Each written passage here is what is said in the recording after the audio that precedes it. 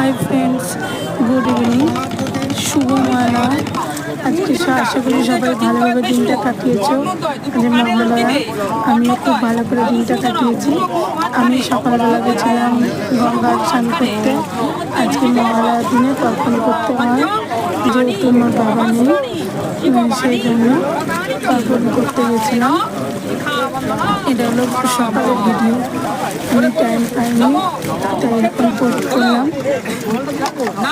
দেখো